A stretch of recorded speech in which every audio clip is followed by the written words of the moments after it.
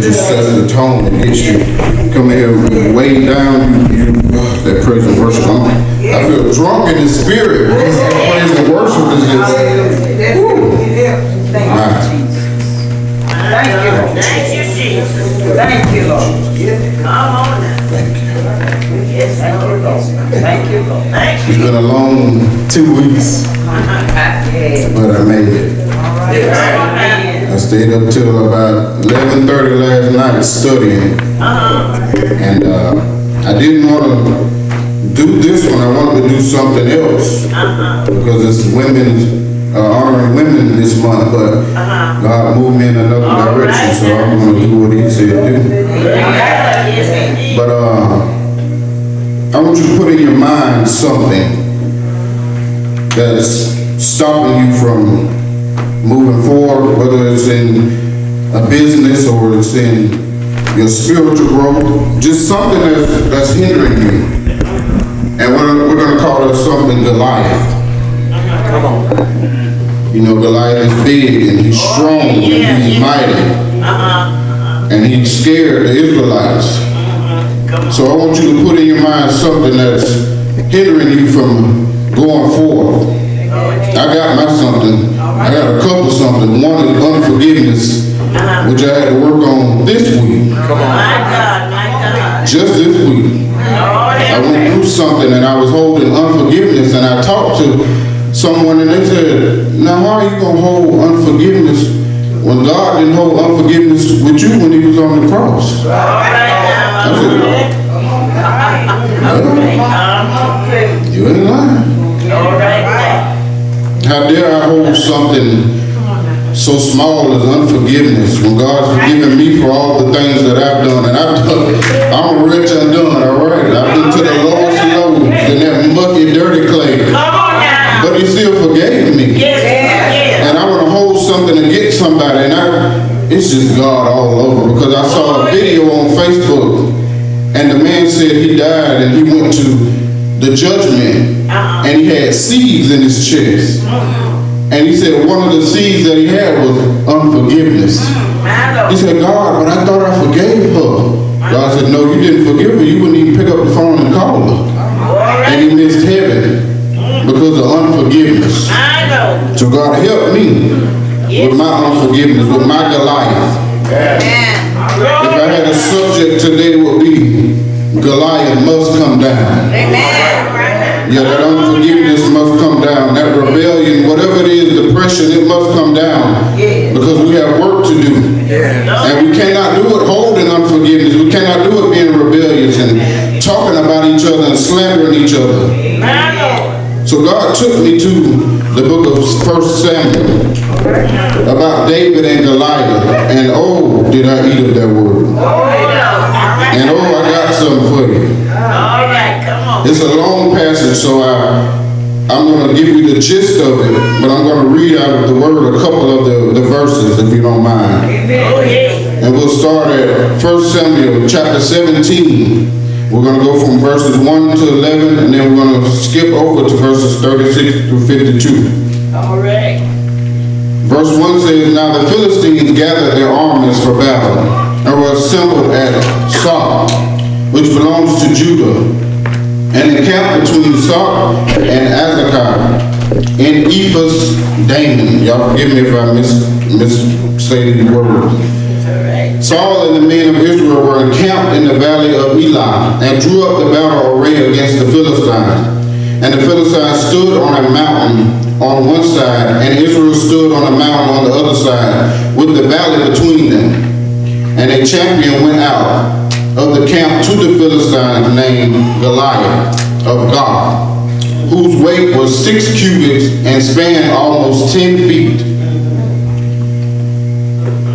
And he had on a bronze helmet on his head, and wore a coat of mail, and coat weighed 5,000 shekels of bronze. Now I want you to picture that. His armor weighed exactly 91 pounds and 11 ounces. And he stood 10 feet tall.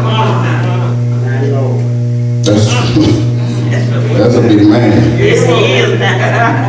He had bronze shin armor.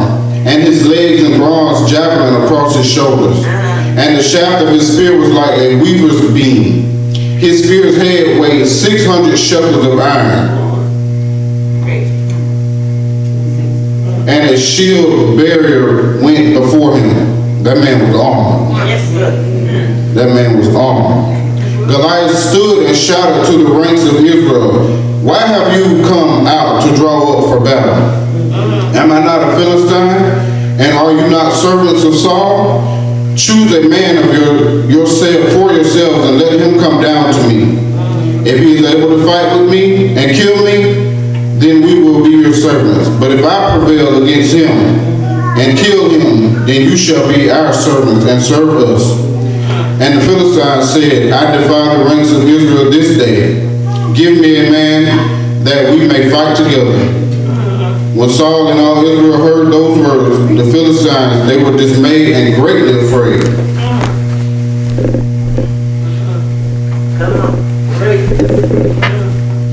There's something about heartbreak that scares you. Oh, God.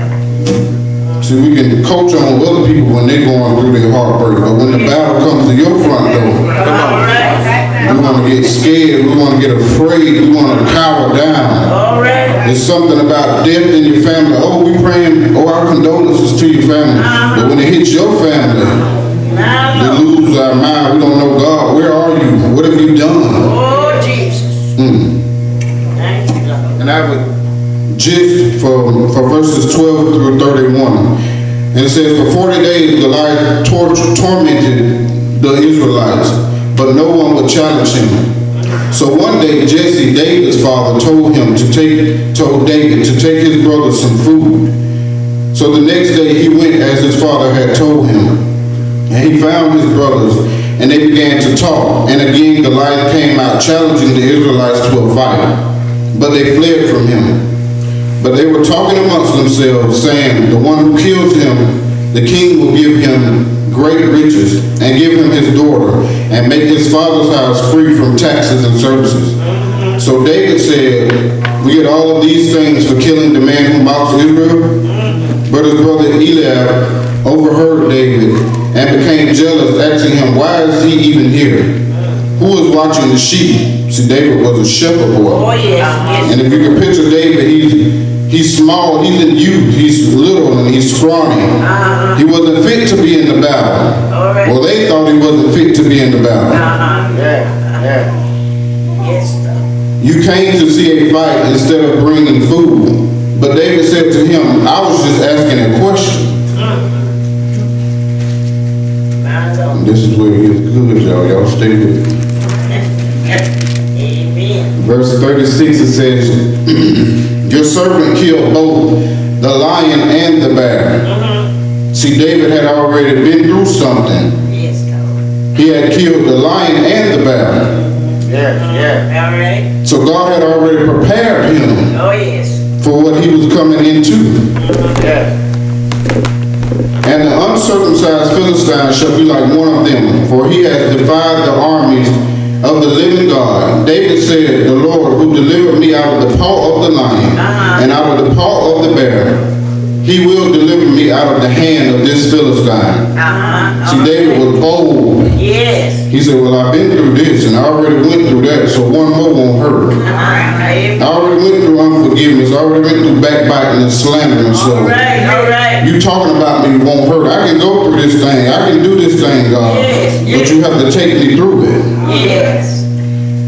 Thank you, Jesus. All right. Thank you. The Saul clothed David. Yes. Then Saul clothed David with his armor and put a bronze helmet on his head and clothed him with a coat of mail.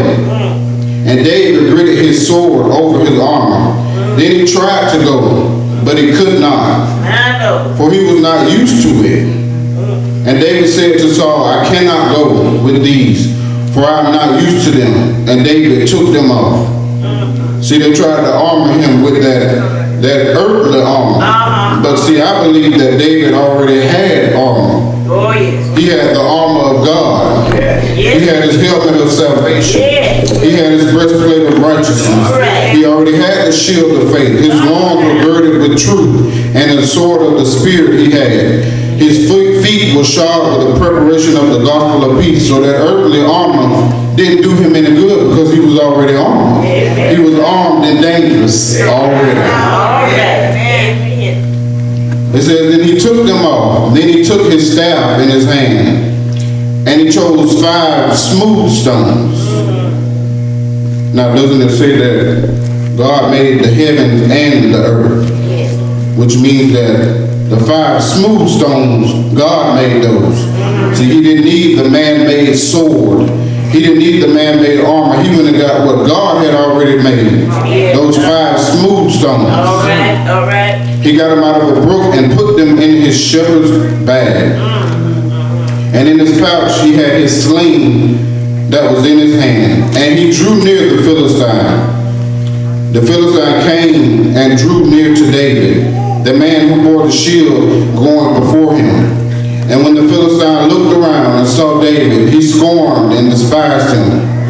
He was but an adolescent with a healthy reddish color and fair face. And the Philistine said to David, am I a dog that you should come to me with sticks? And the Philistine cursed David by his gods. See that battle that we're going through, that heartbreak, that whatever you're going through, that's taunting you and it's mocking you because it's thinking that, oh, she can't get through this. Oh, he can't get through that. He ain't built for that. But my God, somebody said, keep reading. Keep reading. And when the Philistines looked around and saw David, he scorned and despised him. For he was but an adolescent with healthy reddish hair and fair skin. And the Philistine said to David, the Philistine said to David, come to me, and I will give you your flesh to the birds, and of the air and the beasts of the field.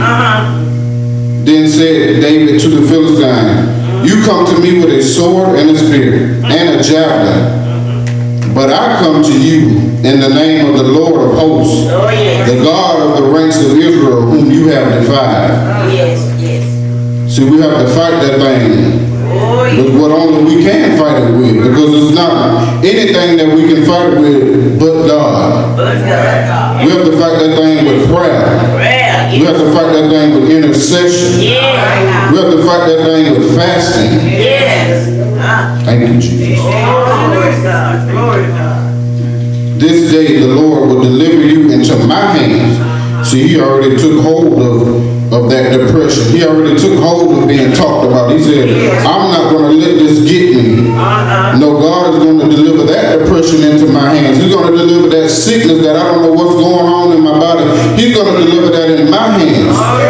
That death in my family that I just can't seem to shake, oh, he's going to put that in my hands and I'm going to be able to crush it. And I will give the corpse of the army of the Philistines this day to the birds of the air, and the wild beasts of the earth, that all the earth may know that there is a God in Israel. See, what we do, we don't understand that it's for a greater purpose than just us. When God delivers you out of your transgressions, when he delivers you out of your heartbreak, he's going to deliver somebody else. See, our heartbreak, they see us going through, they know that, oh my God, they're trying to buy a house, but they keep moving. They're going through a divorce, but they keep moving. They lost their job, but they keep moving. And guess what? When that house comes, when that new job comes, and when you get your groove back from that divorce, people see that and they say, well, if God did that for her or him, then he can do that for me. That's going to bless somebody else to keep moving, but you have to keep moving forward.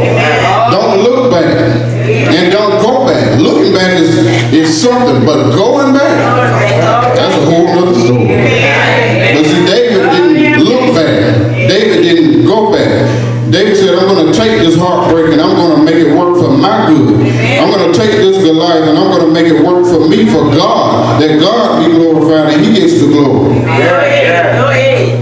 And all this assembly shall know that the Lord saves not with a sword and spear, for the battle is the Lord's, and he will give you into our hands. When the Philistine came forward to meet meet David, David ran quickly Yes. toward the battle line to meet the Philistine. Yes. Yes. Yes. See, I told you David didn't look back and he didn't go back. David went forward. And he went with the quickness. Amen. David put into his hands and took out the stone and slung it. And it struck the Philistine, sinking into his forehead. And he fell on his face to the earth. It only takes one. Just one. So David prevailed over the Philistine with a sling and a stone. Now we're talking about David, a shepherd boy. Little scrawny David. Jesse's boy David. He went up against Goliath.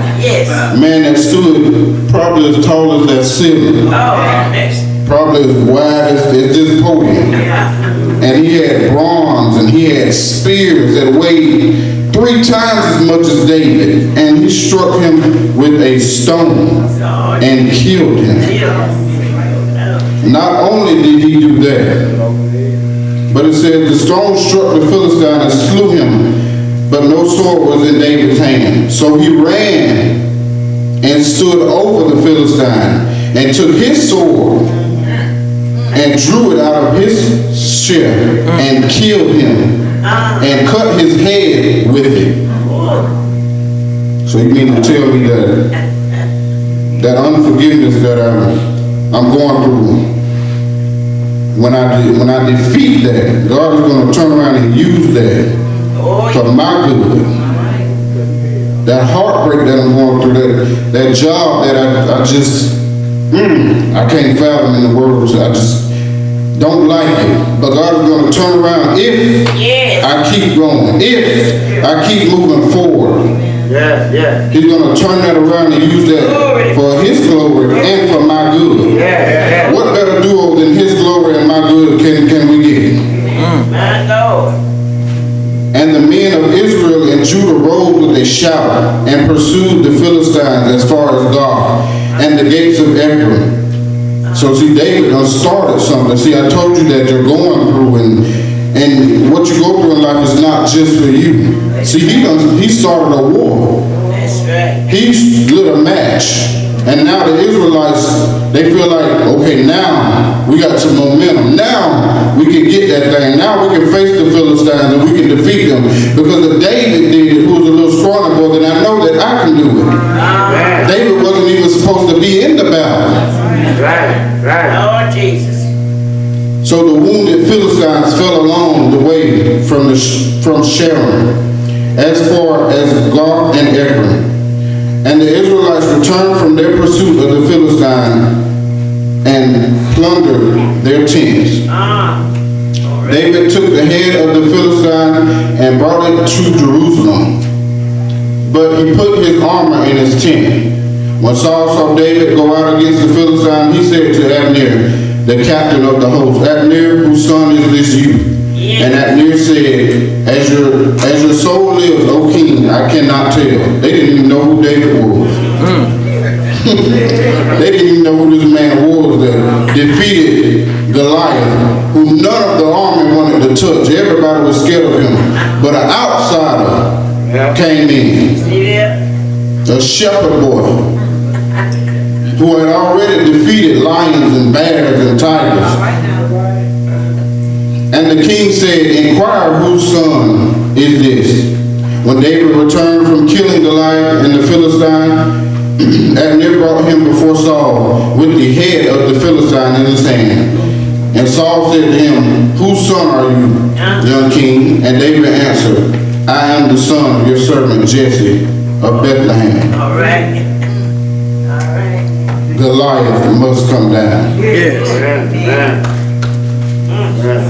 Put into mind whatever you're going through, whatever you're facing.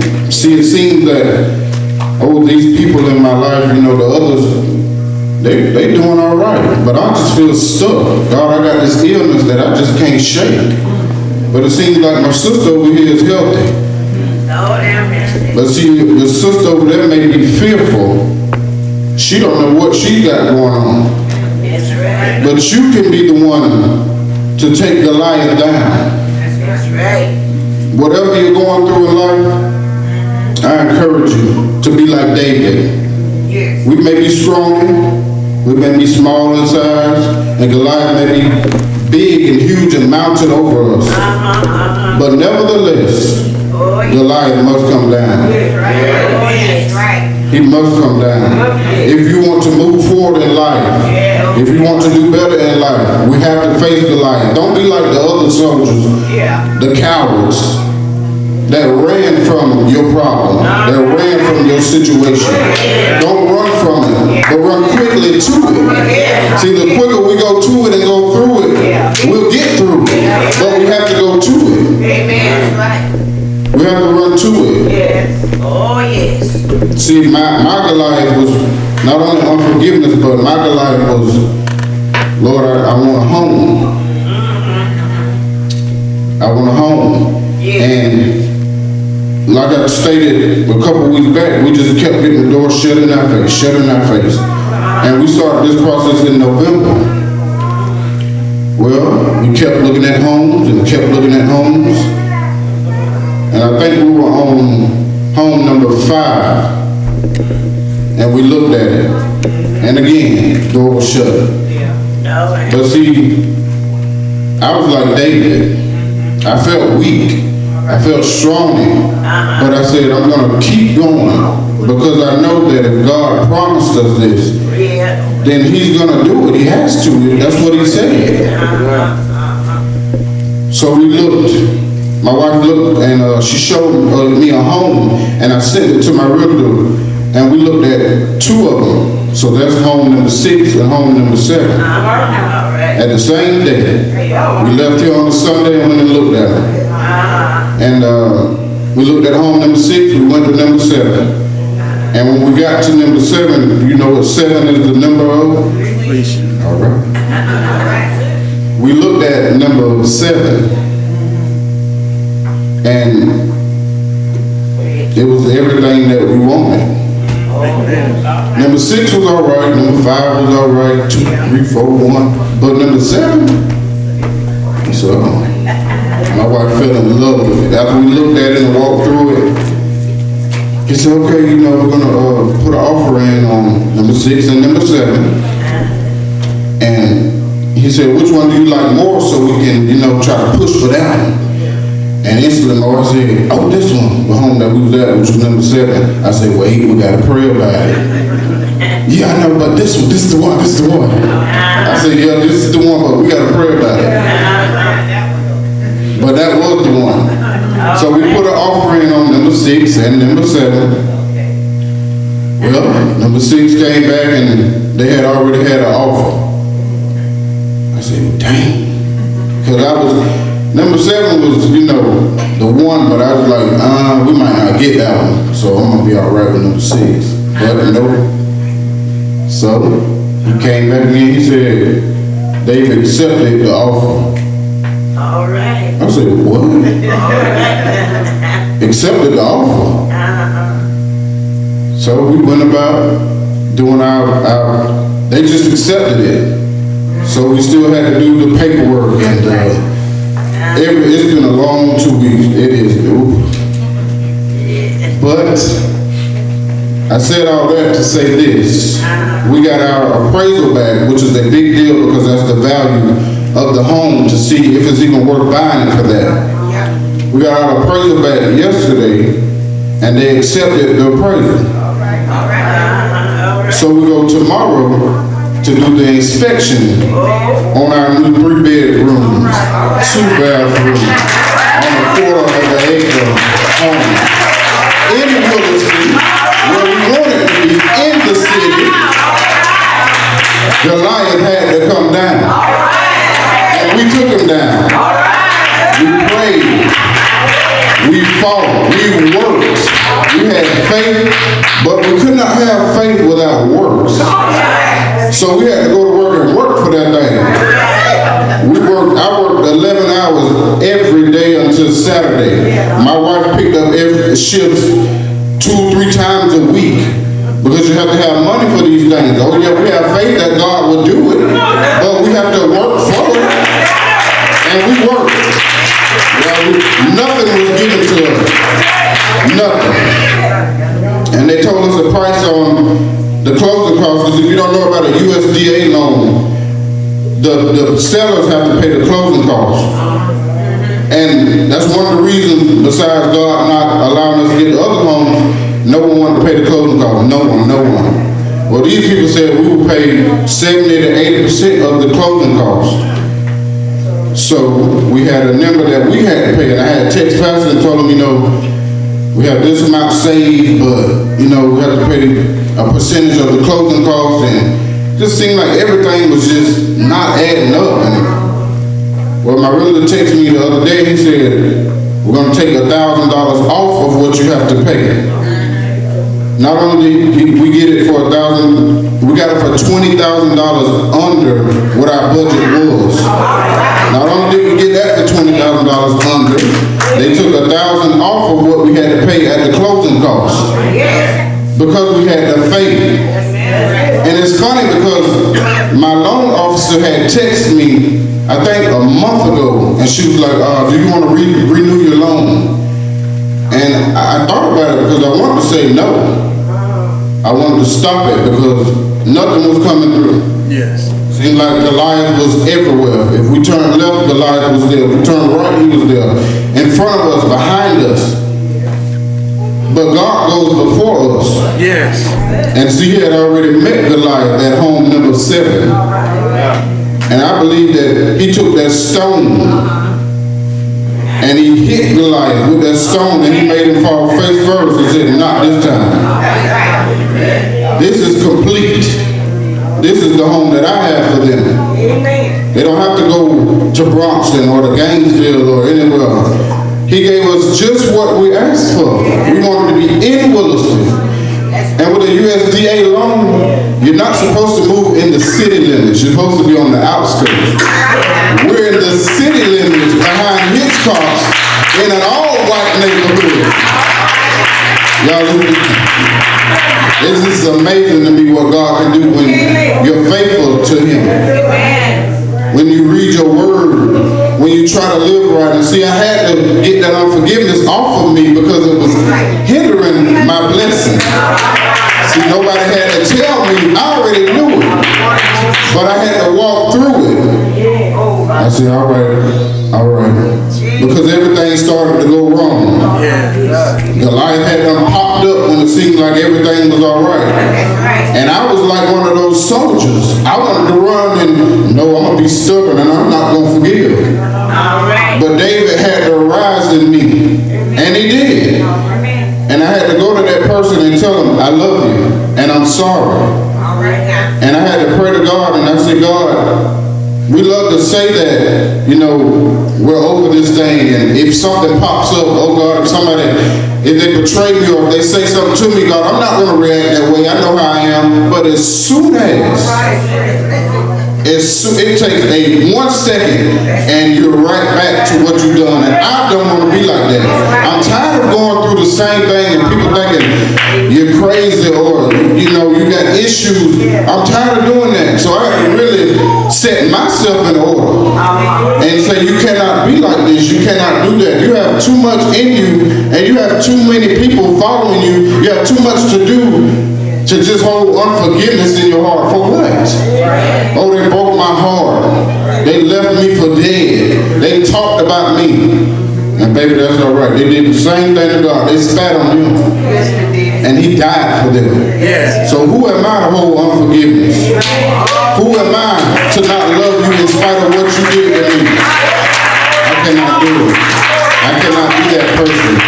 Because God is in the blessing business. That's right. 2022 is going to be a year of miracles. This was a miracle. Amen. We looked at 7 homes. Amen. Not 1, not 2, not 3, not 4, not 5, 7.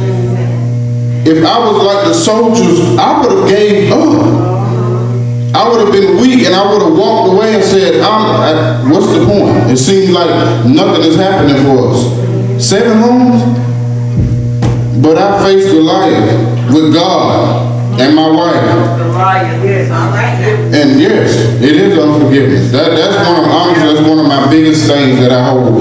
If somebody wrongs me because I feel like I don't bother nobody and I try to do right by people, so if you do wrong to me, it touches me the wrong way, and I hold unforgiveness.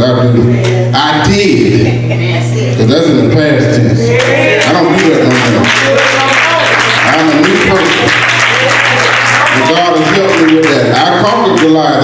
I looked at unforgiveness and I slung that sling and I knocked Goliath right in his temple. And I encourage each and every one of you all, whatever Goliath has rose up in your life, don't be like the soldiers in Copperhead. Because we have too much in us. Nolan is small and nimble, but we're so mighty. It's just, I get excited about coming to church on Sunday.